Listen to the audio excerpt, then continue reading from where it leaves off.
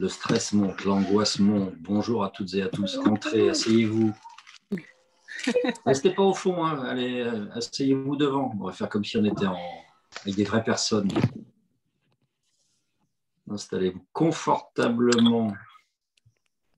Alors, on vous demandera juste, vous pouvez renommer votre caméra pour ceux qui ne l'ont pas encore fait, de couper le micro pour pas qu'il y ait d'interférence, mais par contre, ensuite, on pourra bien évidemment échanger avec notre reine du jour. Enfin, on a deux reines officielles aujourd'hui, deux sports qui se veulent complémentaires.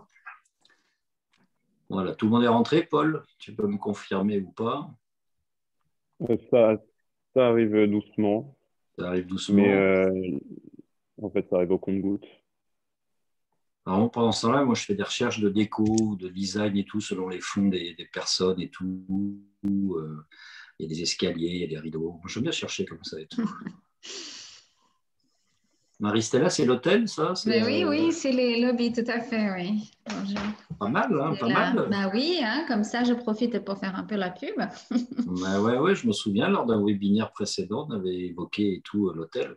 Je ne comprends pas pourquoi, Stéphanie, tu n'organises pas des réunions en présence. Ah oui, mais pourquoi, hein? Pourquoi? Je ne comprends pas non plus, hein? Enfin, ça va venir, hein. Là, hélas, nous avons dû fermer encore une fois, mais ça va rouvrir début mai. Faut espérer. Ah oui. Alors, bon café pour Hervé, c'est important. Moi aussi, je vais me terminer le mien tranquillement. Voilà. Paul, tu me donnes le feu vert et on attaque quand vous voulez.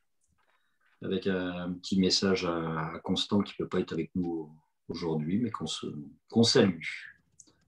Il n'y a plus personne en salle d'attente et l'enregistrement est parti. Donc, alors, on va attaquer, puis les gens nous rejoindront au fur et à mesure. Bonjour à toutes et à tous. Bon réveil. Non, ça c'est pour les matinales de la radio, mais je sais que certains ont un petit peu marre de toutes les visios. Pourtant, nous, on va prendre plaisir aujourd'hui à nous retrouver dans le cadre des webinaires qu'on organise avec le club de Massy Essonne Handball. Et aujourd'hui, on aura une grande dirigeante, de par le gabarit peut-être, mais aussi de par l'entité qu'elle représente, à savoir l'Asvel au féminin. Et c'est vrai qu'on aura la chance d'avoir avec nous Marie-Sophie Obama pour échanger, pour voilà, une expérience de vie, un partage intéressant de sa carrière et de sportif professionnel, mais aussi maintenant de dirigeant d'un club au féminin.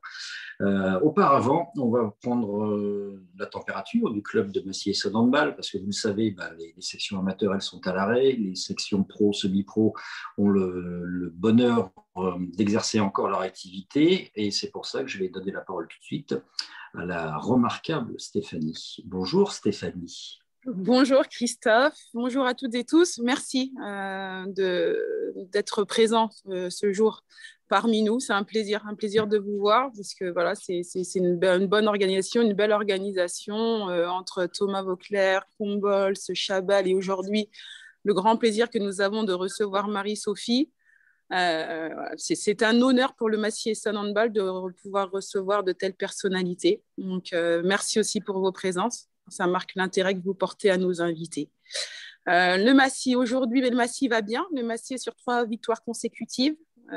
Donc, ça nous classe aujourd'hui à la course au play-off, ce qui fait du bien. Et c'est vrai que nous rencontrons ce week-end Besançon en espérant une victoire pour nous assurer de prétendre au play-off à la fin de la saison. Voilà un petit peu pour les nouvelles à Massy. En espérant, Stéphanie, que tous les matchs puissent avoir lieu, parce que sinon, il se pourrait que les playoffs soient annulés. C'est le cas dans certains championnats. Je suis positive, Christophe, positive attitude. Donc, ça aura lieu, tout va bien se passer. Positive au Covid, même si tu as eu des cas de Covid à gérer le week-end dernier, c'est ça? Exactement. On finira la saison. On fera en sorte de la finir. Et puis, si ce n'est pas fini, je félicite déjà le parcours de mes joueurs. Très bien. Autre chose à ajouter avec les partenaires, la vie des partenaires?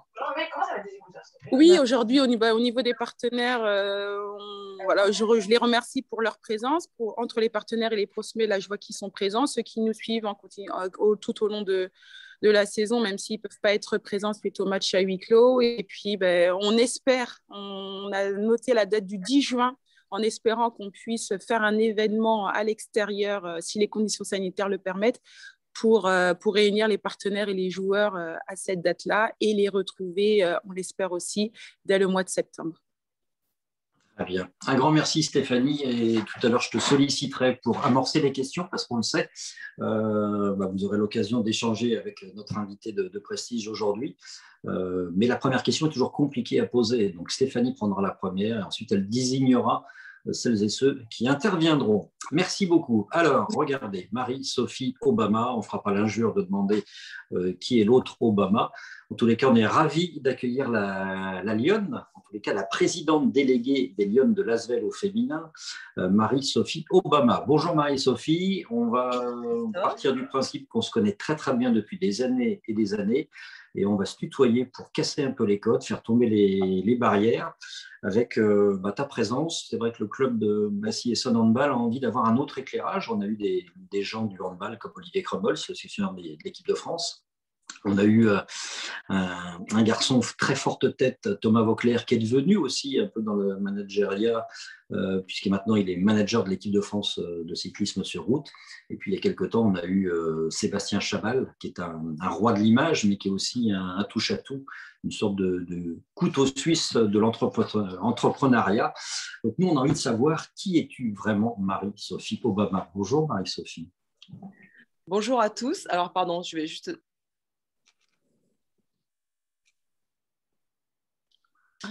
Pardon, tu commences par faire... Alors, tu es présidente déléguée, tu fais la police. Ça commence comme ça. Ouais, en fait, c'est le propre peut-être du sport féminin. Mais peut-être que Stéphanie vit ça aussi. On est plutôt couteau suisse. Et ça me plaît bien. Alors, merci d'être avec nous parce que je sais que ce n'est pas forcément... On a eu l'occasion de discuter avant pour préparer un peu cette réunion. C'est vraiment entre nous. Pour autant que tu n'aimes pas être sur le devant de la scène. Ce n'est pas ta préférence. Non, c'est un petit peu compliqué. Je pense que quand on bascule du côté dirigeant, on se dit qu'on a la possibilité de rendre et d'essayer d'impulser quand on a eu la chance d'être sur le terrain avant et d'essayer d'impulser pour faire évoluer notre sport. C'est une autre manière de contribuer à l'évolution de notre sport. Mais c'est vrai qu'en contrepartie, il faut un petit peu sortir de sa zone de confort et se mettre sur le devant de la scène. Et c'est toujours voilà, un petit peu stressant. On n'est pas forcément formé à ça. Après, ça va. Hein, de toute façon, moi, ce que j'aime à dire et ce que je pense vraiment sincèrement, c'est que l'enjeu, ce n'est pas tellement nous, mais ce sont les causes et les missions auxquelles on croit. Et donc, on se met en ce sens au service de ces missions-là. Donc, merci. C'est un petit peu trop, là, quand même, tous les honneurs qui sont faits. Je trouve que on est là. Enfin, moi, je me considère là en cousine. Enfin, je ne sais pas trop comment dire. Si, c'est vrai que tu viens d'un autre univers. Alors, Stéphanie, elle a connu le handball de haut niveau. Toi, tu as connu le basketball de haut niveau avec quoi? Parce que là, ça va être ta zone de confort, parce qu'on va parler un peu de ta carrière, même si elle a été arrêtée sur blessure. Non, je n'ai pas dit il y a bien longtemps, je ne me permettrai pas. Attention.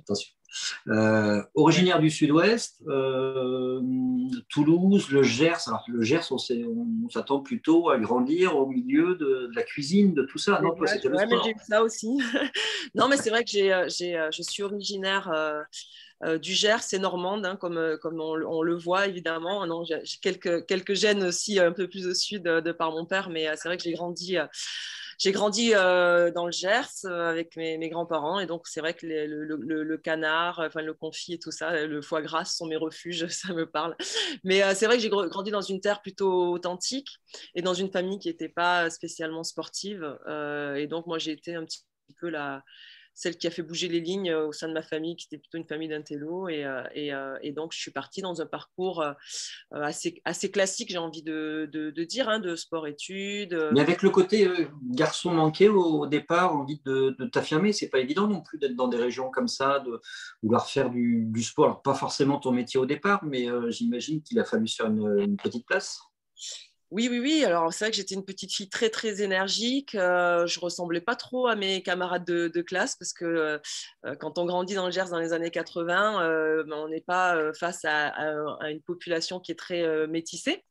Et puis, plutôt garçon manqué. Et c'est vrai que assez rapidement, à l'âge de 9-10 ans, le basket, le terrain de basket m'a permis de trouver un espèce d'accomplissement, d'épanouissement. Et ça m'a guidée après, j'ai envie de dire, jusqu'à aujourd'hui. Hein. C'est vrai que je n'ai pas forcément l'impression d'avoir prémédité, pas du tout même mon parcours, mais force est de constater que c'est vraiment le basket le fil rouge de ma vie. Avec un caractère que tu t'es forgé à ce moment-là, que ce soit pour être joueuse, tu étais arrière-meneuse, ou pour être aujourd'hui présidente déléguée d'un club, tu as eu c'est quoi, c'est l'école de la vie qui a fait que tu as eu ce tempérament-là de diriger quand même? Oui, je pense qu'assez jeune, en fait, quand on se dirige comme ça dans des voies de sportifs professionnels, il faut qu'à un certain moment, on y croit peut-être un petit peu plus que d'autres, qu'on s'accroche plus que d'autres. Hein. On le dit souvent, ce ne sont pas forcément les plus talentueux qui réussissent. Mais aussi ceux qui arrivent à faire peut-être le pas de plus et à faire preuve d'un petit peu plus d'audace à certains moments. Donc, on a en soi, à partir du moment où on est athlète professionnel de haut niveau, et je pense que les personnes qui sont passées avant moi à l'épreuve du webinaire ont dû vous dire la même chose aussi. C'est vrai qu'on a forcément un tempérament de leader. Après, c'est pas évident quand on est sur le terrain et que on exerce notre discipline pour laquelle on s'entraîne tous les jours. C'est pas la même chose après quand on est dirigeant. Enfin, on rentre dans une autre sphère, et ça, c'est certainement peut-être un petit peu plus la zone de confort des personnes qui assistent à ce webinaire, vos partenaires. Alors, la zone d'inconfort, c'est de quitter sa région natale, de quitter son territoire. L'INSEP, ce n'est pas forcément un environnement très simple. Par contre, il y a des rencontres qui sont importantes dans une vie. Toi, tu as rencontré un jeune garçon qui était un apprenti sorcier du basket, qui est devenu le meilleur joueur de la NBA, donc le championnat professionnel américain, c'est Tony Parker. Mais tu étais quoi, une sorte de grande sœur? Parce qu'au départ, tu ne les connais pas par intérêt. C'est ça qui est important dans votre histoire. Ouais. Oui, c'est vrai que quand on intègre l'INSEP la même année en 97. Moi, j'ai 16 et lui, il est forcément précoce, donc il avait à peine 14 ans. Et à l'époque, pour faire un petit peu d'intime, non, j'étais déjà avec celui qui a été mon mari par la suite. Donc, j'avais des rapports très sains avec les garçons. C'était plutôt sympa. Et à cette époque-là, c'est vrai que les filles et les garçons ne se mélangeaient pas.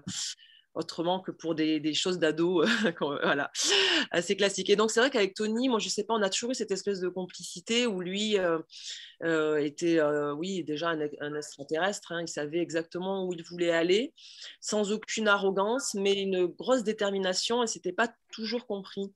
Et c'est vrai que moi, j'étais admirative de ça, en fait, de cette capacité à se dire, mais oui, bien sûr, j'ai envie de jouer en NBA et je m'en donne les moyens tous les jours. Alors, à un âge où on est plutôt à s'excuser, à se dire que on n'ose pas se voir en sportif professionnel ou autre. Et donc, moi, j'étais assez fascinée, admirative de ça. Et on a de suite eu des liens très fraternels et très, très simples, en fait, qui ont perduré depuis plus de 20 ans maintenant, quoi. Alors justement, pour la faire court, bon, toi, tu pars dans une carrière dans l'Hexagone, avec un rêve d'équipe de France, mais le train, il ne passe pas deux fois généralement, et tu as laissé passer le train. Un petit mot juste sur ça, c'est ta plus grande frustration de sportif de haut niveau? Non, pas du tout. Franchement, je m'en suis bien remise. Surtout une fois que j'ai identifié ce mécanisme, cette peur de réussir que l'on peut avoir aussi. Hein, clairement, je me revois, on était en stage. Donc, j'avais fait partie quand même des équipes de France jeunes. J'étais donc jusqu'à la catégorie espoir capitaine de l'équipe. Et il y a cette espèce de… Voilà, Encore une fois, ce côté leadership. Hein.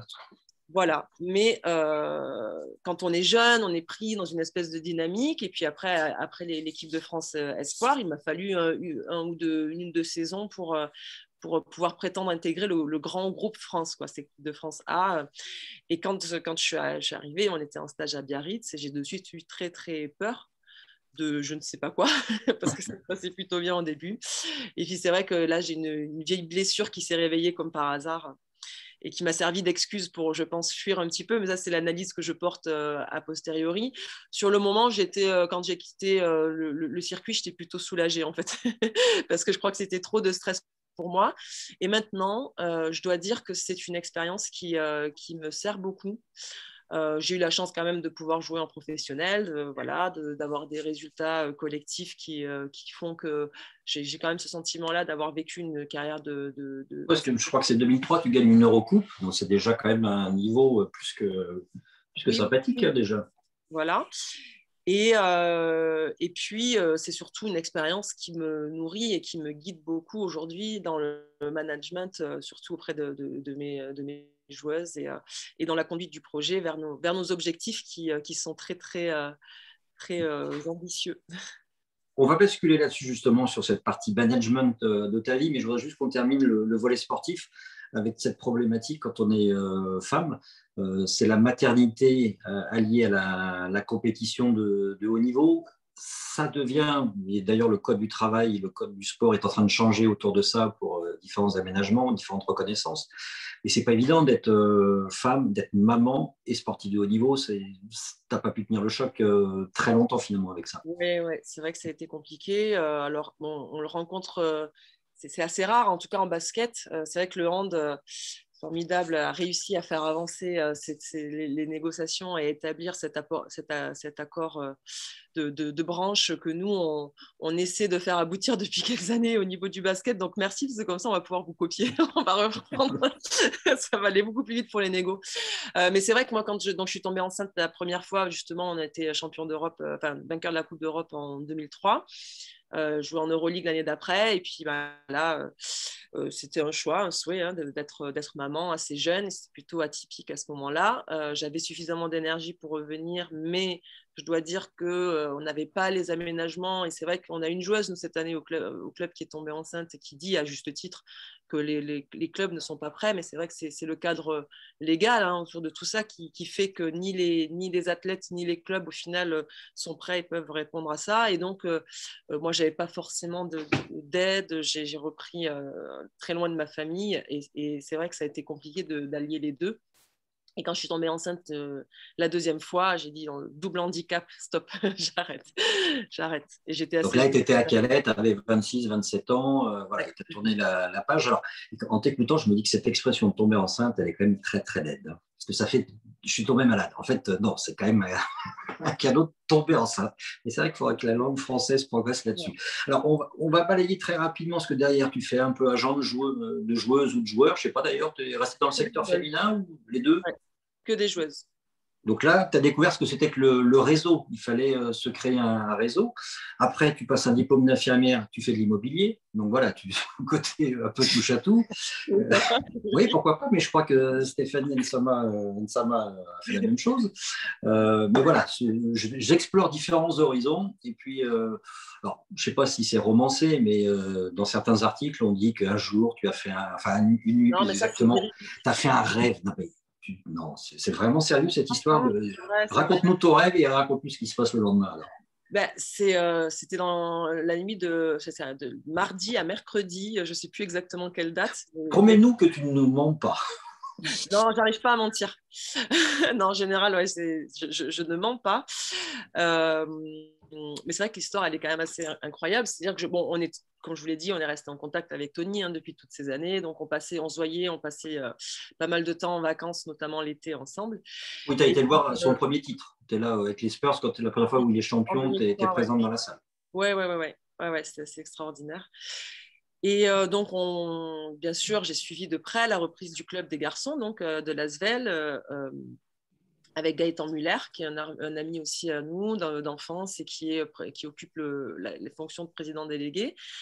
Et puis, il y avait ce côté, ils commençaient à lancer le projet de l'académie, on a aussi une académie de basket, Tony Parker Academy, qui se voulait mixte. Et pour lui, dans son esprit, il fallait à tout prix qu'on agrège en fait un sport de basket professionnel féminin aussi de haut niveau. Donc, bon, je savais que c'était dans les tuyaux. Et donc, cette nuit, c'était un mardi, donc je me souviens très bien. Je rêvais en fait qu'il m'embarquait dans une forêt. On était dans une forêt. Il avait un sac vintage rond là, en cuir, rempli de billets. Et il me disait on va racheter le club, on avait rendez-vous sur une table ronde en pierre, donc c'est très précis dans ma tête. Hein. Il y avait un match de l'équipe de France de basket un peu plus loin avec notre amie Céline Dumerc. Je suis pas folle, hein, j'ai vérifié il y a pas longtemps, j'ai vu un psychologue, je suis pas folle, je vous raconte la vérité. Et donc en fait, il me disait on rencontrait un monsieur avec des cheveux gris, on va racheter le club. Et je disais mais t'es fou, faut pas autant d'argent, Tony, et tout ça. Et puis après, je me suis réveillée. Et donc je lui envoie un texto le matin, je dis j'ai fait un rêve comme quoi tu reprenais le club. Et puis là, il m'appelle direct. Un club de basket, il m'appelle direct, il me dit écoute, justement, j'allais t'appeler parce que hier, on a avancé dans les discussions et voilà, je vais reprendre le club de Lyon et je veux que je veux que tu viennes, que tu déménages. À l'époque, j'étais dans le Gers. Quoi. Un truc incroyable, un truc, Ouais. c'est de la pure folie. Quoi. Mais ce qui est terrible, c'est que… Et la plus grande folie, c'est pas d'accepter, alors que tu n'es pas du tout formé à ça. Oui, si, ça c'est sûr. Mais je m'en suis rendu compte après. Non, j'ai eu tout de suite peur parce que c'est mon réflexe habituel. Après, voilà, quand il m'a fait comprendre qu'il n'avait ni plan B ni plan C, que c'était avec moi ou pas, c'est à ce moment-là où je me suis dit, ben, écoute, secoue-toi un peu. Effectivement, l'enjeu, c'est pas toi, mais tu vas être en position aussi d'impulser, de transmettre ce que tu as vu sur le terrain, ce que tu as vu après de notre côté de la barrière en étant agent. Ben voilà, maintenant, ça va être aussi à nous de changer la donne. Et donc, go, on y va. Quoi. Alors, ça, c'était en 2017. Dans quelques minutes, on va donner la parole aussi à nos partenaires. Mais juste j'ai lu différentes interviews où tu dis qu'on ne manage pas, on ne préside pas un club féminin comme un club masculin. C'est quoi pour toi les principales différences que tu as pu observer? Est-ce que tu vois aussi le fonctionnement de l'ASVEL au masculin? Tu côtoies régulièrement quelqu'un comme Jean-Michel Aulas avec l'Olympique Lyonnais. Donc, tu as une vision forcément très éclairée. Ce sont quoi les différences majeures? En fait, c'est une question de positionnement d'ego. Les garçons, je vais généraliser, bien sûr, hein, il faut nuancer tout ça parce que ça dépend aussi des personnes et des contextes, mais en général, dans un groupe sportif de garçons, peut-être que Stéphanie, tu le ressens, on a cette difficulté où pour prendre confiance, pour être en confiance et se sentir exister dans le collectif, ils ont besoin de plus se mettre en avant. Et donc, nous, on dit souvent qu'il faudrait 2 ou 3 ballons en fait, dans une équipe de basket pour que chacun puisse… En plus, le basket, c'est un sport particulier parce qu'on peut faire la différence seul, entre guillemets. Tout seul, ce qui n'est pas possible au hand. Ce qui n'est pas possible au hand, dans des sports plus co. Nous, on est plus collectif. Quoi. On est vraiment le plus individualiste des sports co, je dirais. Ce qui a des avantages et des inconvénients. Donc voilà, si je dois caricaturer, les garçons, il faudrait 2-3 ballons minimum sur le terrain pour que chacun puisse s'épanouir. Chez les filles, parfois, elles ont tendance à se cacher les unes derrière les autres et donc c'est génial parce qu'en même temps quand le collectif prend ça peut donner naissance à de formidables performances mais quand le doute s'installe on peut aussi avoir ce phénomène il n'y a pas d'âme en fait on a du mal à voir émerger un leader donc tout se joue sur comment dire, le marqueur confiance. Ajustement d'imago, je ne sais pas si vous avez fait un peu de process com, mais c'est la manière dont en fait on va pouvoir se positionner par rapport à l'autre à l'intérieur d'un groupe. Et donc moi, dans mon management, j'essaie vraiment de faire comprendre aux filles qu'elles sont là, certes pour leurs qualités, mais aussi pour leurs défauts, tout simplement parce qu'ils sont complémentaires des qualités des autres. Et c'est cette espèce de singularité que chacun peut apporter qui crée la force et la puissance du groupe. Alors, ce qui valide ton management, c'est le titre de championne de France en 2019. Bien évidemment, ça conforte, j'imagine, Tony Parker dans son choix. Toi, ça te conforte dans tes idées. Est-ce que depuis ce titre, et surtout depuis la crise sanitaire, et Stéphanie en parlerait aussi sûrement très bien concernant le handball, la donne a forcément changé. Il a fallu faire des ajustements, inventer des choses. Tu vis comment, toi, ce laps de temps? Ça fait maintenant plus de 12 mois qu'on est dans la même situation avec des inconnus. Je sais qu'en championnat, vous êtes en train de recoller vraiment sur le haut du classement. Il y a des matchs en retard. Est-ce que la saison ira à son terme? Bref, ça ne va pas être évident. Tu parlais de confiance et de conviction. Ce groupe-là, il faut continuer de l'embarquer, en fait. Ouais. C'est très difficile, mais bon, comme pour tout le monde, hein, il faut que je pense chacun fasse preuve d'humilité dans ces situations-là, parce que nous, c'est vrai que le sport de professionnel est du coup menacé, parce qu'on joue à huis clos, parce que les modèles économiques sont menacés, Mais bon, c'est vrai que je le dis avec beaucoup de compassion aussi pour tous les partenaires de votre club qui sont là. C'est sûr que cette crise bouleverse la donne pour tout le monde. Mais malgré tout, c'est une formidable, je trouve, opportunité d'aborder de se réinventer, de trouver d'autres choses à faire. Oui, et de se mettre justement quand on est dans des situations comme ça d'extrême, donc on marche sur une poutre, hein, c'est une espèce c'est assez vertigineux comme période parce qu'on ne sait pas quand, comment les choses vont se débloquer, quelles sont les perspectives, voilà, quand on sait qu'on a un objectif ou qu'on va faire un marathon, on sait où est la ligne d'arrivée. Là, aujourd'hui, en fait, on est obligé d'être dans une espèce de lâcher prise et de confiance en la vie qui font que on va forcément puiser dans nos ressources. Nous, on était dans une superbe dynamique, puisque quand on reprend le club en 2017, le dernier match, donc on reprend en cours de saison avec un collectif que l'on n'avait pas encore constitué, mais qui se maintient en première division à la dernière journée du championnat sur stress. Et 2 ans après, on est champion. Et on a atteint nos objectifs de manière prématurée et tout ça. Donc, on était clairement dans une espèce de dynamique, mais que moi, j'assimile un peu quelque part aussi à une crise, une dynamique qui est certes très forte et très puissante, mais qui fragilise aussi parce qu'on n'a pas forcément le temps de consolider en fait ces fondations qui sont nécessaires. Oui, donc, le plus dur, de toute façon, en sport, c'est toujours de gagner après avoir gagné. Hein. C'est pas de gagner une fois. Hein. Ouais. Et donc aujourd'hui, en fait, cette crise-là du Covid qui nous stoppe complètement dans notre élan. L'année dernière, quand on joue notre dernier match, on est premier du championnat, on est qualifié pour la finale de la Coupe de France, on est qualifié pour les quarts de finale de l'Euroleague alors que c'est notre première participation. Enfin, voilà, on est bien et tout d'un coup, bam, tout s'arrête. Et donc, c'est à ce moment-là, moi, que je me suis dit, bon, dans chaque épreuve, il y a forcément quelque chose à en retirer. On va forcément traverser des situations qui seront compliquées pour les joueuses et pour les entraîneurs. Donc, dans un premier temps, on a retravaillé sur la mission et la raison d'être de notre club. Donc, ça, c'est le travail de fond que l'on fait. Et puis, justement, on en a profité pour faire des formations au niveau du management pour nos entraîneurs, de la meilleure connaissance de soi pour les joueuses, la meilleure connaissance de ses qualités, de la manière dont on peut se comporter vis-à-vis de l'autre. Et ça ne nous a pourtant pas empêché de vivre une saison avec des matchs annulés et qui a fait que et des blessures et des joueuses qui ont eu le Covid et qui a fait qu'on n'est pas dans une bonne position. C'est-à-dire, on ne peut pas dire qu'on réussisse vraiment notre saison. On est en train de se rattraper là. Mais du coup, oui, j'ai vu, parce que vous n'êtes pas loin d'être, en sachant que c'est le premier qui organiserait le Final Four. Bref, c'est encore… bien travaillé. Il faut encore travailler. Ouais. Et le prochain match, d'ailleurs, on va faire c'est dans pas longtemps, le prochain match. Hein. Ouais, ce soir contre Bourges, donc ça va être intéressant. Il faut qu'on gagne… Et Bourges, qui est vraiment l'équipe référence depuis les fameuses Bérurières, la personne ne comprend jamais d'où c'est, mais c'est bien Bourges. Hein. Oui, c'est ça.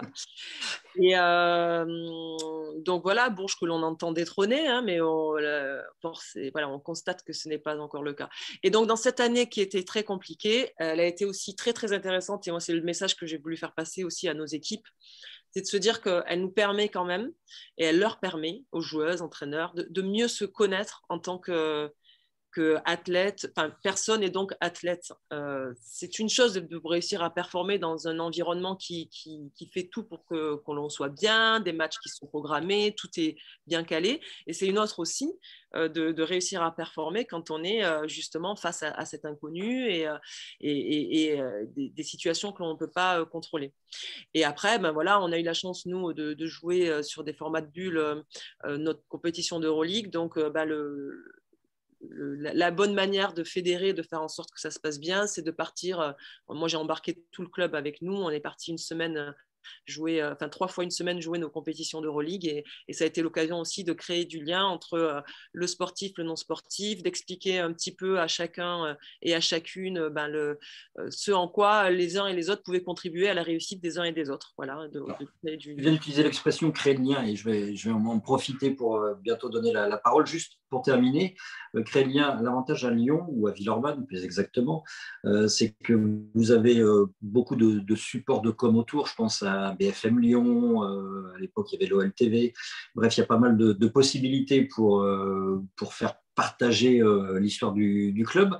Et toi, en plus, tu as poursuivi l'idée de ce réseau en ayant des valeurs féminines et pas féministes. Je pense que la différence, elle est importante. Mais tu t'es vraiment implanté, impliqué dans une région qui n'est pas du tout la tienne. Donc, se faire une place au soleil aux côtés de gens comme Tony Parker ou Jean-Michel Aulas, ce n'est pas forcément évident. Mais tu t'imposes comme une dirigeante qui compte à Lyon. Alors, je sais aussi que tu as investi sur un plan caritatif avec des clowns et tout dans les hôpitaux pour aider les enfants.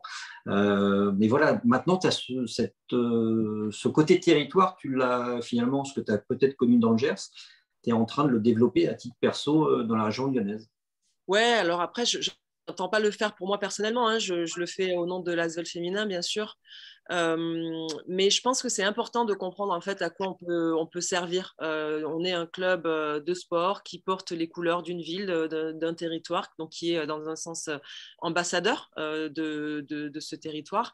Et il faut, par rapport à ça, trouver sa place et son utilité et être soi-même. En fait, ça, c'est vrai, peut-être le côté terroir sud-ouest, côté authentique. Et donc, être nous-mêmes, on est un club 100% féminin avec une femme aussi à sa tête à peu près, parce que bon, il y a Tony quand même au-dessus, je ne l'oublie pas. Mais, tu prends des décisions sans lui ou non? C'est quand même une vision commune en fait, c'est une vision commune, c'est de l'échange. On nous pose souvent la question, mais c'est vrai qu'il y a beaucoup d'échanges en fait. On est tout le temps en phase, et puis après, quand il faut arbitrer, il arrive que lui il arbitre, mais moi j'ai mon droit de veto, donc si vraiment je suis pas d'accord. Les choses elles se font pas, il se prend une page comme ça, je lui explique si ça bon bref, et donc tout ça pour dire qu'il faut être ce que l'on est, et je pense qu'en fait quand on est un club de sport féminin, on se doit aussi quelque part d'être le porte-voix des femmes en général, d'interroger sur cette question de l'égalité femmes-hommes, de voir comment on peut aussi permettre à d'autres initiatives de trouver un écho. Et donc, voilà, c'est comme ça que naît cet engagement-là, en fait, qui pour moi est complètement, ne fait qu'un avec l'engagement et le projet du club. Aujourd'hui, on mène, voilà, je parlais de réfléchir sur la raison d'être et sur la mission de l'ASVEL féminin. Pour moi, dans la manière dont on doit réinventer les modèles économiques autour du sport, je souhaite que l'on fasse en sorte que justement cet aspect-là sociétal devienne un véritable pilier et pas simplement une caution en fait. Bien. Merci beaucoup Marie-Sophie Obama de t'être livrée ainsi, un parcours qui se veut inspirant. En tout cas, tu ne l'as pas écrit comme ça, mais nous, c'est comme ça qu'on le reçoit. Je vais passer la parole un peu à tout le monde. Alors, si vous voulez parler de stations de ski, si elles ont été fermées, est-ce que celle de Tony a été fermée, puisque tu gères aussi un peu, tu es un peu là-dessus aussi. Donc voilà, il y a plein de questions. Si un jour elle veut devenir la patronne de l'ASVEL ou racheter l'OL à Jean-Michel Aulas, bref, vous pouvez aller partout. Il y a une seule chose, un sujet interdit, le lien de parenté exact avec Barack et Michelle Obama, c'est secret. Et pour la petite histoire, et ce qui fait sourire Stéphanie, c'est que à chaque fois qu'on a fait un webinaire avec Stéphanie, je l'appelais Michelle Obama, sans savoir qu'un jour, on aurait le plaisir de t'accueillir. Voilà, Stéphanie, je te laisse juste à la transition avec les partenaires, mais une réaction en tant que toi, dirigeante d'un club masculin, parce que c'est peut-être pas la même chose, effectivement, les valeurs féminines, quand on gère un club masculin, tu t'en sers un peu moins peut-être. Non, on va dire que je joue pas sur les mêmes. C'est pas de la même façon. On va dire que moi, le côté d'être dans le masculin, moi qui ai joué avec le féminin, ça me permet d'avoir un recul, de pas être dans l'affect, parce qu'il y a des fois des décisions difficiles à prendre. Voilà, on va dire par rapport à Marie-Sophie, moi, c'est l'avantage que j'ai finalement d'être dans un milieu que je connais sportivement, mais où je connais pas les acteurs. Et quand Marie-Sophie, justement, elle parle de raison d'être, tout ce qu'ils ont pu mettre en place au sein du club, moi, c'est intéressant parce que voilà, aujourd'hui, on cherche un petit peu la raison d'être du Massier Sun Handball. On y travaille depuis 1 an. Et c'est sur la création de l'identité même, pour que ce soit vraiment reconnu au niveau du territoire. Exactement. Il y a un énorme travail, un gros travail à faire et on y est en plein dedans. Donc, j'aurai plaisir à échanger de nouveau avec Marie-Sophie pour comparer un petit peu et puis pour permettre à Massy d'élever au niveau comme l'est son club. Ouais, c'est vrai que l'ASVEL, il y a eu. Moi, j'ai même vu l'ASVEL jouer à Gerland, au Palais des Sports de Gerland, avec Alain Gilles et tout ça. Bref, ça date, hein, tu vois, c'est pas jeune. Allez, on va faire. Cette année, moi, On va donner la parole un petit peu à tout le monde. On va peut-être commencer, tiens, parce que moi je suis à Reims, donc je vais privilégier les bulles, même si ce ne sont pas mes bulles à moi, mais ce sont des bonnes bulles. Pommery avec Virginie Jakimov. J'adore le petit château bleu de chez Pommery, les caves. Si vraiment vous allez à Reims, c'est fait partie des caves à visiter prioritairement. Bonjour Virginie, une réaction, un commentaire, une question aussi à Marie-Sophie. Bonjour, bonjour tout le monde. J'ai balayé un petit peu les présents. Je crois qu'il y a quelques personnes que j'ai déjà croisées. Ravie, merci pour l'invitation, pour la parole là. Je t'ai écouté, Marie-Sophie, avec beaucoup évidemment, en tant que fille, femme, beaucoup d'intérêt. Moi, aujourd'hui, je gère les partenariats d'une maison de champagne. Et donc, je côtoie l'univers des clubs, du sport comme ça, de par les hospitalités ou les partenariats que j'arrive à mettre en place avec certains clubs. Donc là, comme tout le monde, c'est un petit peu désespérant parce qu'il ne se passe rien. Je crois que c'est aussi compliqué pour les joueurs que pour les partenaires ou les personnes qui viennent voir les matchs, évidemment.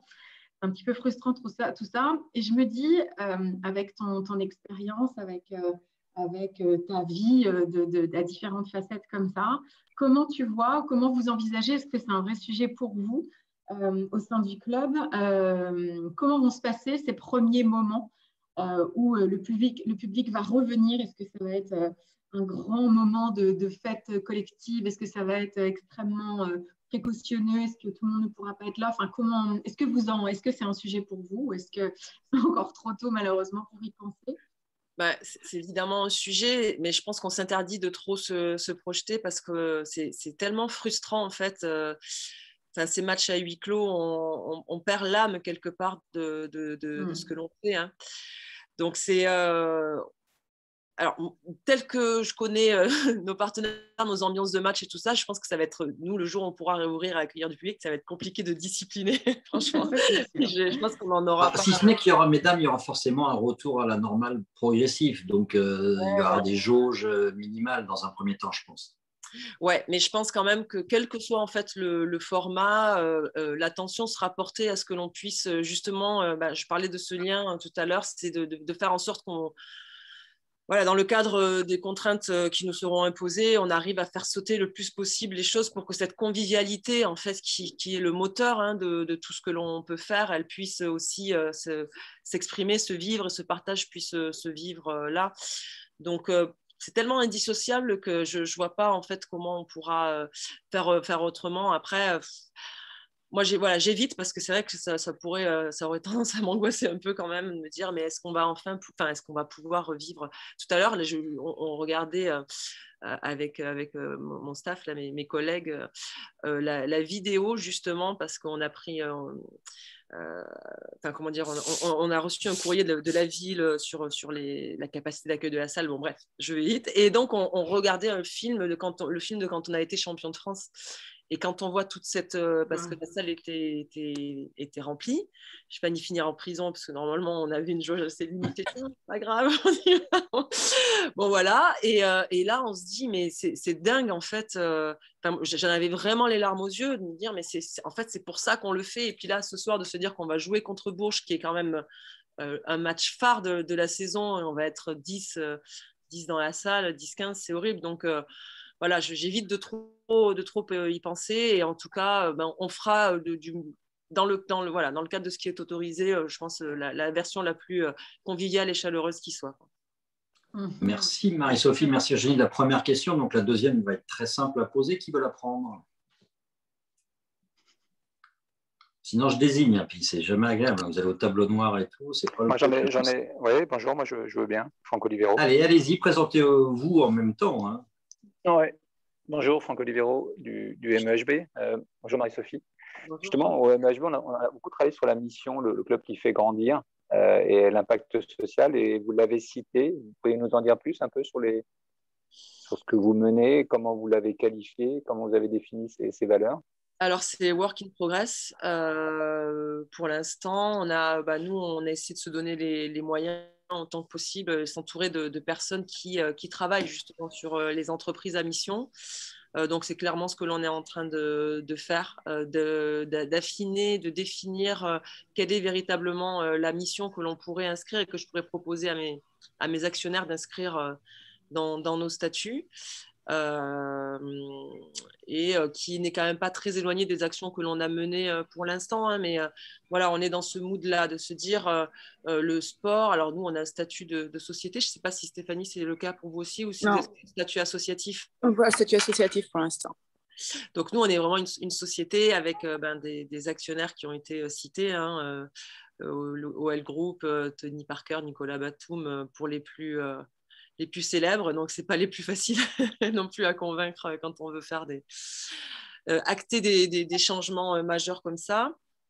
Mais donc, voilà, il y a cette question peut-être à laquelle vous êtes confrontés vous aussi dans le quotidien de vos entreprises, c'est de se dire, on évolue en tant qu'entreprise à mission, et ça passe par une étude très en profondeur. Là, on fait des études, des questionnaires pour que toutes les parties prenantes soient en phase, et on peut avoir notre sensibilité, ce que l'on essaie d'impulser, mais il faut voir aussi comment le public, les abonnés, nos partenaires institutionnels, voilà, les journalistes, hein, Christophe évoquait les journalistes. C'est vrai qu'à Lyon, c'est plutôt sympa parce qu'il y a effectivement pas mal de relais à ce niveau-là, perçoivent et projettent en fait le rôle que peut avoir l'ASVEL féminin. Et voilà, donc c'est quelque chose que l'on devrait pouvoir présenter à notre actionnariat d'ici à la fin du mois de mai. Et après, parmi les noms que tu citais, que ce soit Léolas, Nicolas Batum, joueur de l'équipe de France, et Tony Parker, bien évidemment, j'imagine que ça facilite le travail pour convaincre des partenaires de rejoindre l'aventure quand même. Bah, pas forcément, hein. Quand on est vrai ouais. Bah, quand on est arrivé, qu'on a repris le club, c'était un club du coup très toujours pareil, dans les mêmes valeurs, hein, conviviales, mais qui n'avaient pas les mêmes moyens, et donc ils se sont dit bah, c'est bon. Maintenant qu'il y a Parker, en gros, vous n'avez plus besoin de nous. Donc, ils ont confondu. Je n'ai pas d'accès au compte direct au compte de Tony. Et c'est déjà formidable parce qu'il a mis et il rend et il investit beaucoup, beaucoup. Mais ça n'aurait pas de sens de compter que sur... on n'est pas dans un objectif, comment dire, dans une entreprise purement personnel et de mécénat ou quoi que ce soit. Il faut faut que ça ait du sens et que ça apporte quelque chose, et que surtout que ça puisse être pérenne. Si demain, pour X raison, Tony ou qui que ce soit venait à quitter l'aventure, il faut que le club et tout ce que l'on aura mis en place soit pérenne et puisse survivre à ça. Ouais, ça qui est important, ce que tu soulignes, c'est que le nom ne suffit pas, le nom NOM, il faut la valeur travail derrière. Autre question à poser à Marie-Sophie. Oui, je veux bien, Christophe. Allez, en avant. Bonjour Marie-Sophie. Je voulais juste rebondir moi sur la relation institutionnelle et donc la relation avec la ville ou le département. Il y a deux questions dans ma question. La première, c'est est-ce que ça ne fait pas peur effectivement quand on arrive avec Tony Parker dans un club? Est-ce que ça ne fait pas peur justement au département, à la territorialité, pour rentrer dans une co-création ensemble, et notamment sur le partage des valeurs de l'entreprise à mission? Et est-ce que le département ou la ville sont très impliqués dans le club ou au final très, très peu, parce que vous n'avez pas souhaité au départ qu'il soit à l'intérieur? Non, alors déjà historiquement, hein, parce que le club existait avant que l'on arrive, donc c'est véritablement un club qui est né de la volonté politique. Le club s'appelait Lyon Basket Féminin à l'époque, et c'était la volonté politique de l'adjoint au sport qui était Thierry Braillard à l'époque. C'est par les ministères après. Voilà. Et donc, d'avoir un club de basket féminin, alors c'est des espèces de rivalités, puisqu'à l'époque, l'excellence, pas à l'époque toujours d'ailleurs, hein, le basket masculin de haut niveau était à Villeurbanne, et donc là, nous, on est un club lyonnais. Maintenant, on se villeurbanise un petit peu, mais bon, voilà, on est un club lyonnais à la base, et donc il y avait cette espèce de revanche-là, de guerre de clocher, de se dire nous aussi on aura un club de basket de haut niveau. Donc en fait, véritablement, la contribution territoriale est inscrite aussi dans l'ADN du club. Et ensuite, c'est la volonté aussi politique qui a fait que Tony est venu s'investir dans le sport lyonnais. Il a toujours eu ce souhait, lui, de reprendre un club de basket, de rendre en fait au basket français ce qu'il a eu la chance de pouvoir vivre et faire. Mais on l'aurait plutôt attendu en région parisienne, là où il a voilà, débuté. Oui, c'est sûr, bien sûr. Il a débuté en région parisienne, il a plutôt grandi en Normandie. À l'époque, Georges Frêche, du côté de Montpellier, lui faisait les yeux doux. Et puis, il y a eu quand même une réelle volonté, un investissement politique fort pour pouvoir le convaincre finir de le convaincre de venir Et là, le changement de municipalité, le changement d'orientation, ça change quelque chose, toi, dans ta gestion au quotidien de ton club et dans l'avenir, dans les lignes que tu veux écrire pour le futur? Nous, c'est assez formidable parce qu'ils ont clairement annoncé ils allaient œuvrer largement en faveur de l'égalité femmes-hommes et tout ça. Donc, pour le basket féminin, pour moi, c'est un boulevard. En plus, ce qui est génial, c'est qu'on avait initié beaucoup de choses. Donc, on ne peut même pas dire que c'est pour draguer ou c'est même pas une caution. C'était véritablement ce que l'on avait initié. Et donc, aujourd'hui, clairement, ils ont besoin de nous. Donc, ça, c'est pour continuer à répondre à Michael. Le lien est intact et très fort avec la métropole oui, parce que nous, on dépend, c'est un peu particulier dans le Rhône, mais on ne dépend pas du département du Rhône. Les compétences du département sont transférées à la métropole du Grand Lyon, en fait. Donc, que ce soit avec la ville de Lyon ou le Grand Lyon, on est main dans la main, en fait, dans tout ce que on va dire. Et ils sont forcément impliqués aussi dans notre réflexion quant à notre raison d'être. Mais bon, pour autant, notre financement ne repose pas... ça représente à peine 10% en fait, de notre budget. Mais je dirais que c'est 10% de notre budget, mais on va dire 60% de notre engagement aussi, à nous aussi. Le partenariat est très fort avec la collectivité. Merci. Une autre question, un autre sujet à aborder avec notre invitée, avec Marie-Sophie. Si je peux prendre la parole? Non, pas vous. Pas question. Frédéric, allez-y Frédéric, bonjour. Enchanté. Alors moi, je suis issu de la famille du handball et je suis un Normand basé dans le Gers, donc je me sens légitime à poser. Voilà, je suis à l'île Jourdain. Marie-Sophie, vous parliez tout à l'heure par rapport à votre management, bien évidemment, le discours que vous devez tenir à vos joueuses. Vous avez la chance, je crois, d'avoir un entraîneur qui a aussi un grand passé de sportif et de meneur de jeu. Valérie Demory. Comment vous ajustez votre discours en termes de management vis-à-vis de celui de Valérie, qui lui-même est quelqu'un d'assez emblématique et charismatique? Alors moi, je n'interviens pas du tout sur les aspects techniques. Vraiment, c'est la raison aussi pour laquelle on a pris un coach expérimenté quand on est arrivé, parce que nous, on s'est dit, on est rookie, nous sommes des jeunes dirigeants et il faut qu'on apprenne le métier et c'était important d'avoir justement quelqu'un qui maîtrisait parfaitement le sujet forcément quand on a un entraîneur expérimenté comme Valérie Demory, on ne va pas lui expliquer ou lui demander des comptes sur pourquoi il a utilisé telle ou telle stratégie, tout ça. Après, pour autant, on est dispo quand il veut échanger sur ces aspects-là, mais voilà, au niveau basket. Sur la vie du groupe, sur la vie du groupe aussi, bien sûr. Et après, sur la vie du groupe, en fait, moi, je me considère juste, et c'est le message qui est passé, garante des valeurs, de l'état d'esprit dans sa globalité.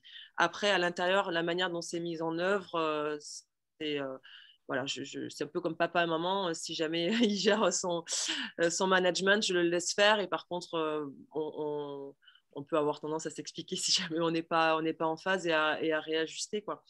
Mais c'est vrai que pendant qu'on est dans la saison, il a carte blanche pour...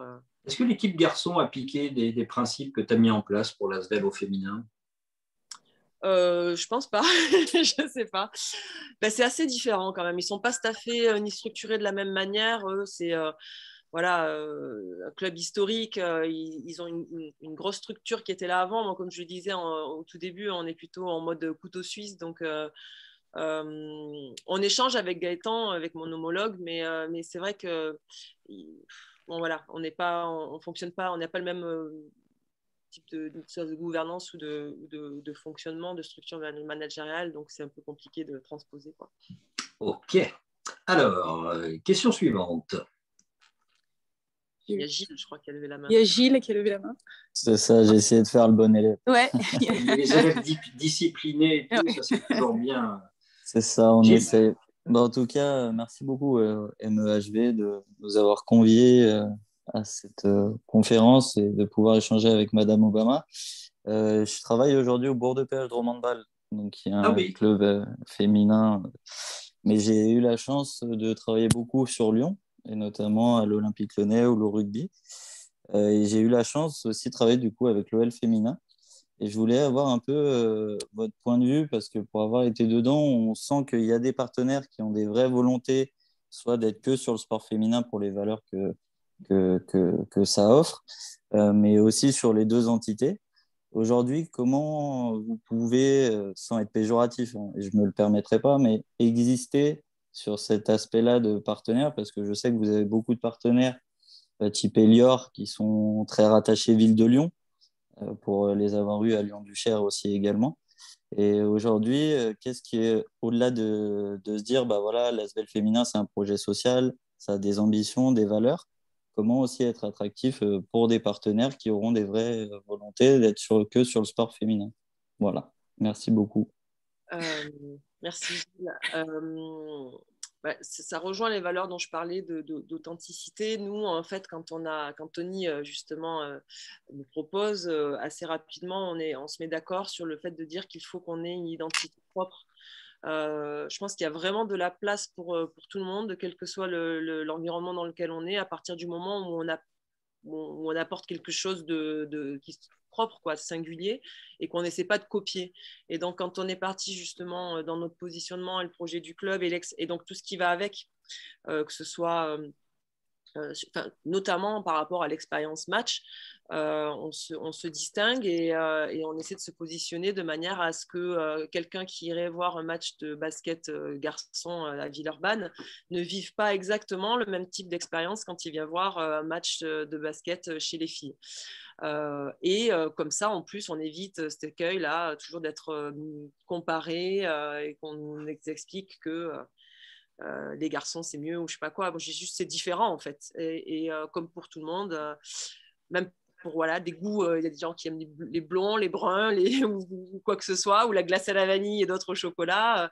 On a dans toute la palette de disciplines sportives qui nous est offerte différents types d'expériences. Et donc on essaie, au-delà de la mission du club et des messages et des actions que l'on va pouvoir faire pour nos partenaires, pour le territoire, on essaie justement dans les prestations qui sont proposées à nos partenaires d'être différents. Par exemple, les garçons, ils ont un outil, une salle qui leur permet de faire vraiment vivre une expérience match très entertainment, un petit peu l'NBA, tout ça, et des hospitalités de haut niveau. Nous, on n'a pas du tout cet outil-là, mais en revanche, on va pouvoir plus facilement ouvrir nos portes, par exemple, aux partenaires pour pouvoir leur parler de la culture de la gagne, tout ça. Donc, avec des partenaires type EDF ou autre, on va récupérer leurs équipes commerciales, on les met en short en basket et puis on partage en fait de cette manière-là.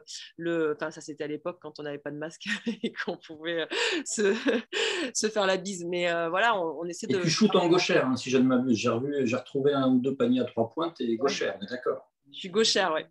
Au basket, j'écris de la main gauche et je joue mal au tennis de la main droite. C'est compliqué. Je suis contrariée.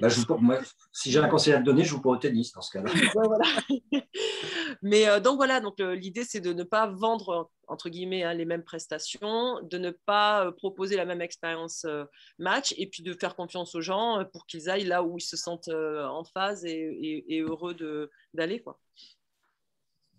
Merci beaucoup de la question. Merci. Marie-Sophie. Gilles, que j'ai eu le plaisir de côtoyer avec Bourg de Péage Handball, effectivement.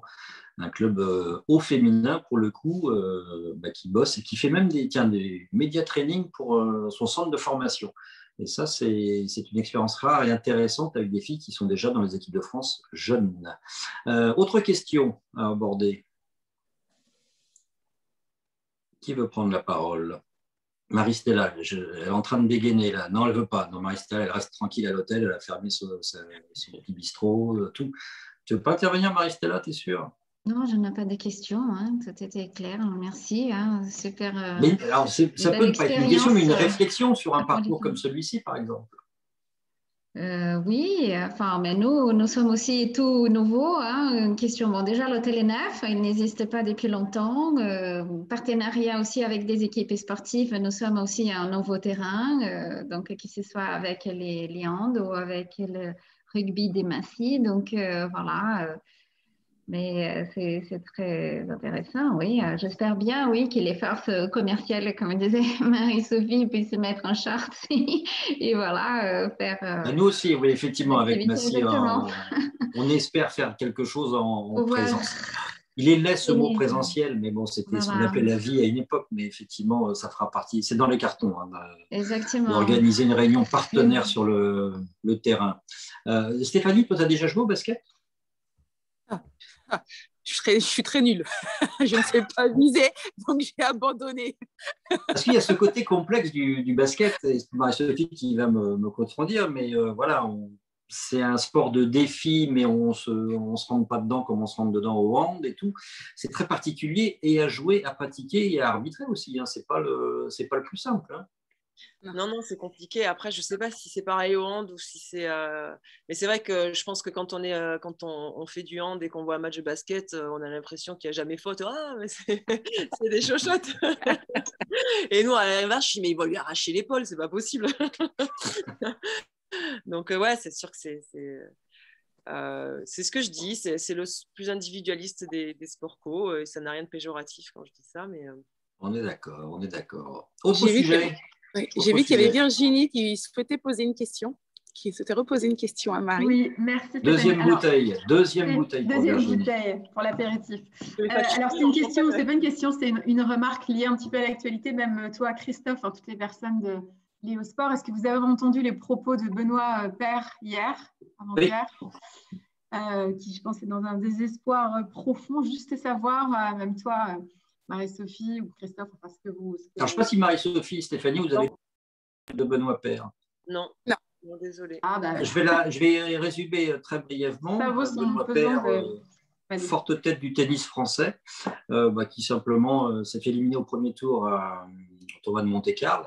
Il répond en disant que de toute façon, il s'en bat les cacahuètes pour être correct. Il a été moins il est venu parce qu'il a pris 10 000 euros, parce qu'il y avait une prime d'engagement et qu'il a pris un peu d'argent, mais ça le saoule de jouer dans ce contexte-là. Il trouve que c'est aucun intérêt. Il considère aussi qu'il y a beaucoup d'hypocrisie sur les joueurs qui arrivent à trouver du plaisir, etc. etc. Le prolongement de la question, de la réflexion en tous les cas de Virginie, ça pourrait être par exemple de se dire comment on fait pour garder l'état de motivation extrême, par exemple pour les joueuses de l'ASVEL au féminin, pour aller conquérir une place la plus haute possible avant d'aborder les playoffs. Est-ce qu'il y a un travail, est-ce qu'il y a un préparateur mental qui intervient? Est-ce que toi, en tant qu'ancienne joueuse, tu interviens ou c'est vraiment le domaine et le prérequis du coach? Ouais, ce que j'entends, alors c'est vrai que j'ai pas entendu ni lu ces propos, mais je pense que ça doit être aussi une espèce de cri de désespoir de dire ça, parce que clairement, pour en arriver à ce niveau-là de performance, on ne peut pas faire ça avec comme ça. Avec l'honnêteté de dire qu'il est venu pour le fric. Hein. Oui. Il le reconnaît, mais il a toujours été spécialiste des interviews un peu cash. Ouais, voilà. Non, après, ça peut être aussi justement une petite provoque, mais clairement, il n'est pas devenu.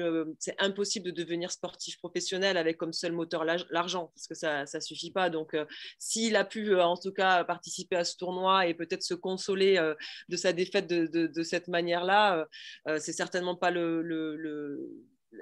comment dire, le moteur argent qui fait que, mais on peut entendre que derrière ça, il y a aussi certainement un cri de désespoir, parce que c'est vrai, je parlais de cette âme, je pense que Stéphanie, vous le ressentez vous aussi, nos athlètes, ils sont portés forcément par ce public, on fait de l'événementiel sportif, clairement, donc avec tout ce que ça engendre de toutes ces composantes, tout ce qu'il y a autour, et du coup, je pense que, alors moi je ne suis pas sur le terrain, on ne le vit qu'à l'extérieur, mais c'est quelque part, oui, la pratique est dévitalisée, quoi. Il manque vraiment quelque chose. C'est pour ça que nous, alors, ce que l'on peut faire, est-ce qu'il y a un soutien psychologique? Ben oui, à la carte, hein, bien sûr, on a mis à disposition. Et les gens osent, les sportives, les joueuses osent? C'est difficile, ça dépend. Voilà. Au tennis, c'est assez cruel parce qu'ils sont vraiment seuls, quoi. On est seuls et c'est compliqué. Donc, dans le sport co, on a quand même toujours ces leviers que l'on peut actionner qui permettent de susciter une espèce d'émulation au niveau du collectif. Donc ça, c'est bien. Comme je vous l'ai dit aussi, on a fait beaucoup de déplacements en troupeau, hein, voilà, que les filles sentent qu'il y a tout le monde ou le maximum de personnes, en tout cas, que l'on peut mettre autour d'elles sont là et essaient d'insuffler comme ça de l'énergie. Puis après, sur le match, clairement, on a mis tous les ingrédients pour voilà, les danseurs, la mascotte, le speaker, enfin, les ingrédients habituels en fait du match pour essayer de faire en sorte que ça ressemble plus à quand même le plus possible à un match et pas un match amical ou voilà, quoi. Et toi, tu sens une différence de niveau par rapport à votre titre de championne de France? Je ne sais pas s'il y a encore des joueuses de l'effectif et on ne va pas les citer, mais est-ce qu'il y a quand même une sous-performance par rapport à l'excellence qu'il y a eu pour être championne de France il y a 2 ans? Alors, disons qu'il y a moins de régularité dans la performance. Elles arrivent à mobiliser, elles ont du mal, les filles, cette année, à faire un match plein, comme on dit, et d'être régulières et performantes du début à la fin. Il y a des petits trous et des moments où il faut réussir à remobiliser. Donc, c'est plus compliqué. On a perdu des matchs, clairement, parce qu'on n'avait pas notre public. Quand on joue à domicile, et là on se rend compte en plus que le fait de jouer à domicile devient un désavantage parfois, parce qu'on sait que dans les moments chauds, on a l'habitude, c'est un réflexe, je pense qu'il doit être inconscient, qui doit être intéressant à analyser, mais de se dire, à ce moment-là, je faiblis pas parce que à 2 mètres de moi au bord du terrain, j'ai toujours la même personne, l'abonné là, qui a toujours sa place et qui crie, j'ai le soutien de tel ou tel supporter, et quand on l'a pas, en fait on se retrouve un petit peu démuni, et donc c'est vrai je pense qu'on a perdu 1 ou 2 matchs, on le saura jamais, mais qui aurait peut-être pu aussi basculer dans l'autre sens si on avait eu… A contrario, si on voit la bouteille, puisque c'était Virginie qui avait initié la question et qui est dans le champagne, si on la voit plutôt à moitié pleine, ça permet de se resservir. La loi des séries, ça fonctionne en ce moment, par exemple pour Massy, et dans ce cas-là, on surfe sur le côté positif parce que oui, c'est pas dans les médias où on va trouver du soutien, c'est pas le public, les partenaires, ça reste à distance. Donc la loi des séries, Stéphanie, là, elle devient primordiale finalement. Oui, il y a ça aussi. Et puis c'est vrai que nous, à Massy, on a quand même mis des actions en place pour les joueurs, notamment avec des peluches qu'on avait mis suite à une récolte dans les écoles massiccoises qu'on avait reversées à des associations. On avait fait une opération avec des ballons pour un peu habiller. Voilà, ils avaient besoin de sentir aussi que même si c'était à huis clos, voilà, le club continuait de travailler pour eux et continuait de faire des animations. On a eu là dernièrement une mise en place de bouteilles en plastique, plastique qu'ils pouvaient garder justement pour leur offrir dans un souci d'écologie.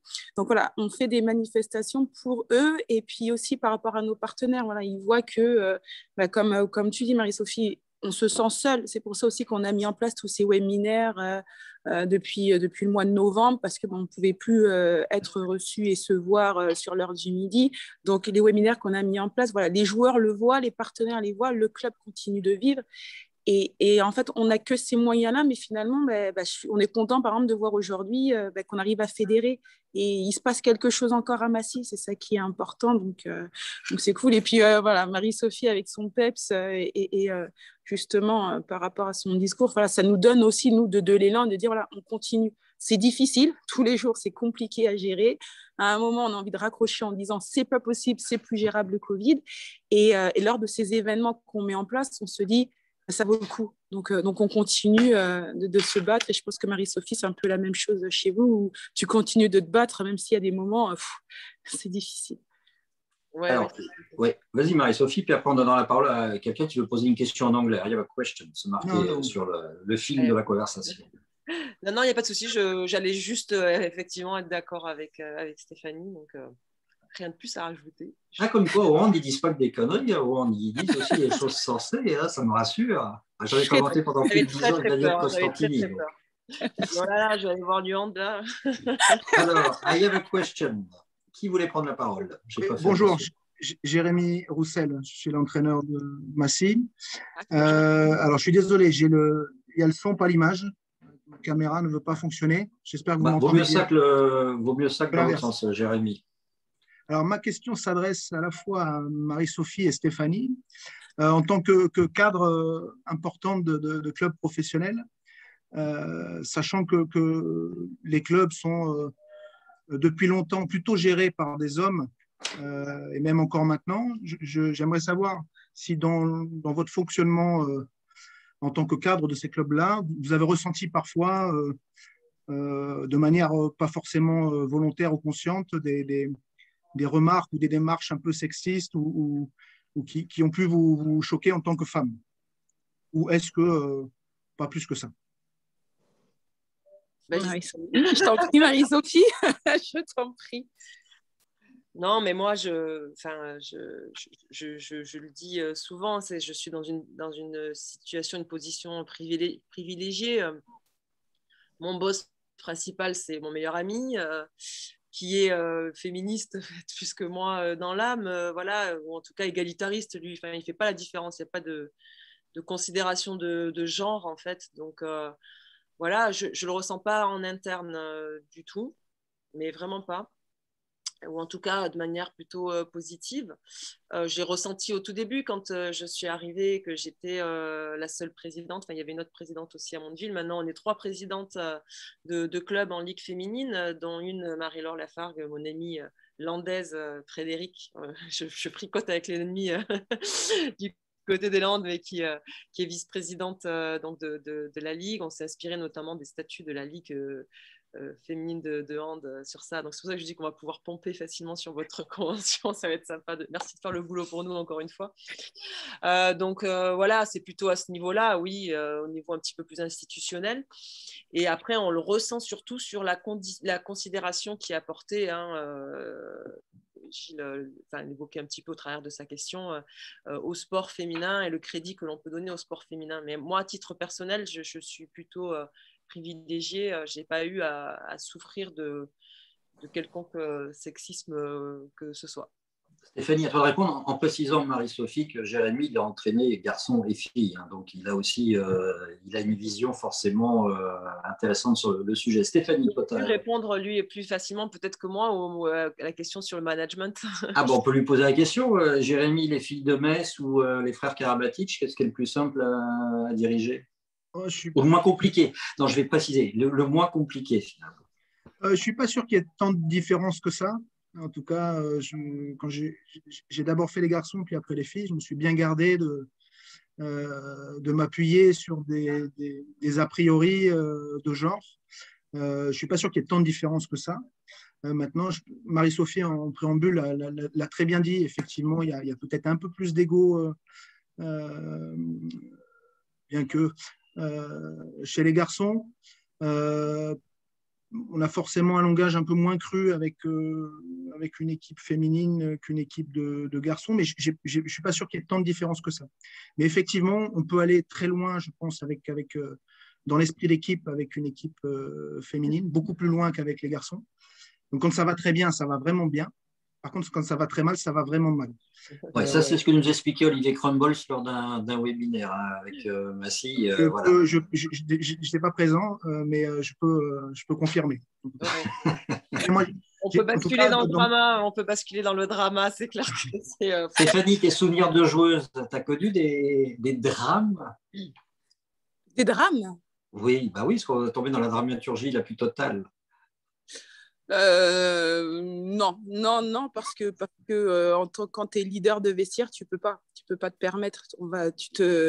Mais c'est un peu comme là sur le poste de direction, c'est qu'à un moment tu voudrais hurler, mais tu te dois de contrôler. Jérémy, il le sait, c'est qu'il y a des moments tout ne va pas comme on veut, donc c'est difficile, mais on se doit d'avoir une certaine maîtrise de nos émotions.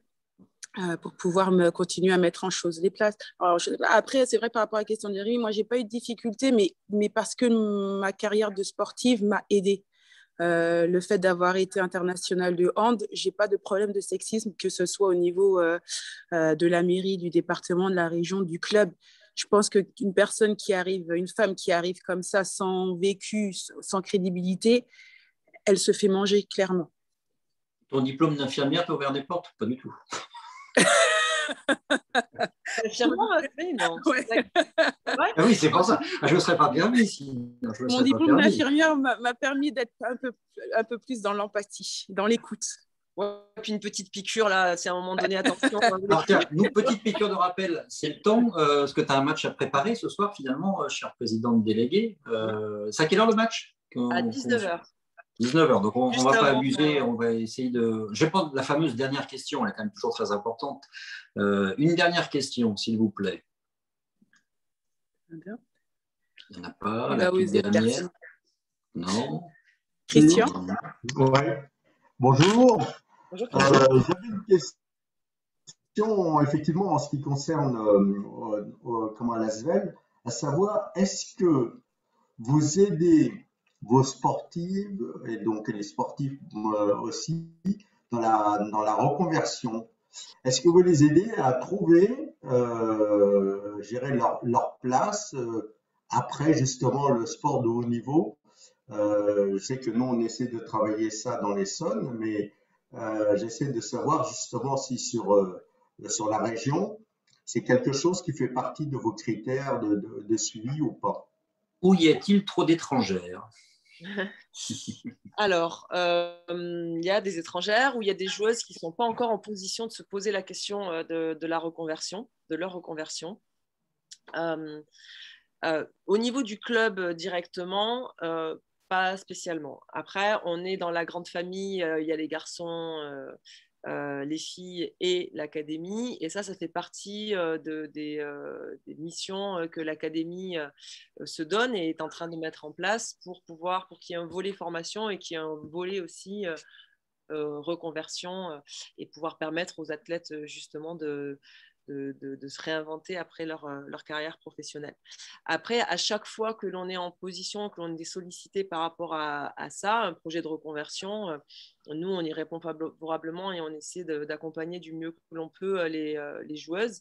On a identifié assez rapidement avec celle qui était notre capitaine quand on a gagné le titre, Pauline Salagnac, qui a été internationale française aussi, la possibilité pour qu'elle puisse intégrer le staff, elle est aujourd'hui, on l'aide dans sa reconversion, mais enfin, on l'a aidée dans sa formation, mais aujourd'hui, c'est notre directrice sportive et on essaie de faire en sorte qu'il y ait une continuité, mais bien sûr, on ne peut pas non plus offrir une reconversion comme ça à toutes les joueuses, mais on a notre capitaine actuelle, Ingrid Tancré, qui est plutôt en fin de carrière et qui nous a sollicité justement pour pouvoir mener un double parcours sur ces dernières années de contrat et avec l'EM Lyon ici. Et donc, on œuvre et on fait en sorte de l'aider à trouver des financements et les aménagements qui vont lui permettre de mener à bien cette reconversion. On va conclure ce… Oui, vas-y. Pardon. Non, juste ce que je peux dire pour amener sur un point de vue plus personnel. Moi qui étais obnubilée pendant ma courte carrière justement par les études et le fait d'avoir un vrai métier après, quelque part, je dois dire qu'aujourd'hui, je suis moins focalisée sur ça parce que je pense quand même que le fait de mener une carrière professionnelle d'athlète professionnel comme ça à haut niveau, c'est en soi une formidable formation et ensuite ça nous apprend tellement sur le savoir-être en termes de compétences, c'est quand même assez extraordinaire et ensuite je pense que dans un second temps, aujourd'hui on a les moyens pédagogiques, les écoles se structurent pour pouvoir offrir quand on choisit son domaine, des qualifications, des certifications ou autres qui nous permettent une reconversion un petit peu plus réussie. Mais de vouloir être un petit peu partout et on finit par être nulle part. Et c'est pas mal, je trouve aussi, quand on a ce souhait, cette possibilité-là, de vivre sa carrière de sportif à fond aussi, parce que c'est quelque chose que l'on va pouvoir garder et amener avec nous tout au long de notre vie. Merci beaucoup Marie-Sophie. On va juste terminer avec une petite conclusion, mais je vais amorcer ta conclusion, donc tu n'auras pas trop le choix. Gaëtan Muller est nommé président délégué à la section féminine de l'ASVEL. Toi, tu as toujours dit, j'avais peur de ne pas être capable de mener le projet. On te confie les garçons demain, ça t'amuserait? Bah, oui, j'aurais peur, mais j'irais, j'imagine. Mais Ce serait ouais. ça la véritable évolution, pas féministe, mais féminine, c'est qu'une femme comme toi soit dirigeante d'un grand club masculin. Oui, oui, parce que ça poserait des actes. Après, Faut le dire à Jean-Michel Aulas, qui cherchait un successeur à la tête de l'Olympique Lyonnais aussi. Ouais, après, je pense que ce qui est important, surtout avant toute chose, c'est que ce soit les bonnes personnes qui soient à la bonne place, quoi. Donc, si on venait à me le proposer, ça dépendrait d'où ça viendrait. Et donc, voilà, si je juge que ça vient des bonnes personnes, que c'est pertinent, ben, je ferai confiance aux gens qui veulent me confier cette mission-là. Mais encore faut-il que Gaëtan faillisse. Et comme il réussit plus. Ah non, c'est pas qu'il a failli, c'est que c'est voilà, le jeu des choses musicales. Tony Parker a envie de changer la donne. Il propose à Gaëtan Muller de prendre la place, ta place. Non, mais voilà, il ne s'approche pas de mes joueuses, Gaëtan. Je lui dis attention à lui. Il reste à 2 mètres, on ne sait jamais. En tous les cas, Marie-Sophie, un immense merci. Moi, j'avoue, on ne se connaissait pas directement, mais j'ai pris plaisir à écouter ton parcours inspirant, toutes les valeurs que tu sembles véhiculer et dégager. On souhaite un gros merde pour ce soir, ça ne se fait pas, mais on ne prend pas parti, mais on est ravis en tous les cas de t'avoir eu avec nous. C'était un nouvel échange encore très enrichissant pour le Massy-Essonne Handball. Et je laisserai le soin à Stéphanie peut-être de faire une petite conclusion en sachant qu'on a un autre rendez-vous qui se profile vite. Mais merci beaucoup Marie-Sophie Obama. Merci avant que Stéphanie ne conclue. Merci Christophe et à vous tous. Et bravo pour cette initiative-là. C'est vrai que ça fait du bien de pouvoir sortir un petit peu de son milieu, de son élément et puis de prendre l'énergie comme ça des autres sports. Donc bravo et merci beaucoup. Merci pour votre accueil. Et bravo Frédéric pour les applaudissements que tu as réussi à mettre sur ton écran. Ça, j'avoue, respect, chapeau bas. Stéphanie, pour conclure, peut-être pour amorcer la pompe pour la suite. Oui, alors déjà, on va dire sportivement, nos Lions se déplacent à Besançon ce week-end, vendredi soir. Donc, vous pourrez les suivre sur le Facebook du Massy-Essonne Handball. Et le prochain match à domicile sera du coup le vendredi d'après face à Strasbourg. Donc, on est à fond derrière eux, on les suit et en espérant vraiment cette qualification pour les playoffs. Voilà, Charlotte est en train de mettre le calendrier que vous pouvez voir. Et dans nous, c'est les Lions et Lasvel, c'est les Lyon. Hein, donc, il y a un parrainage à monter. Hein. Je pense que mes joueurs seraient contents.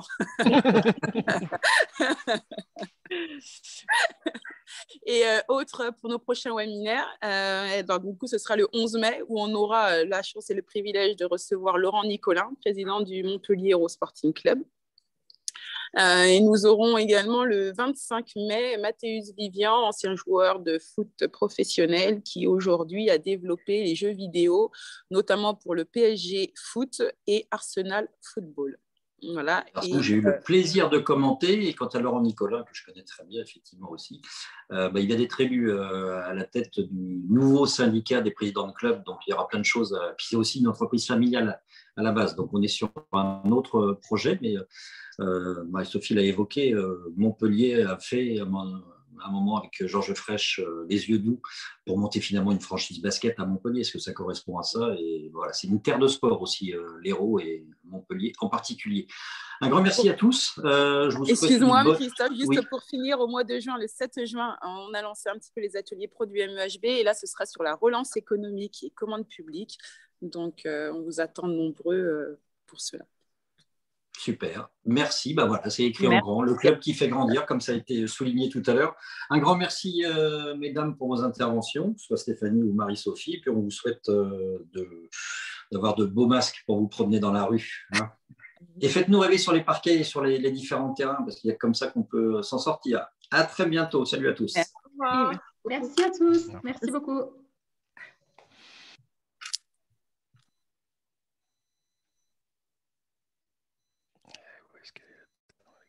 Et Sophie, elle est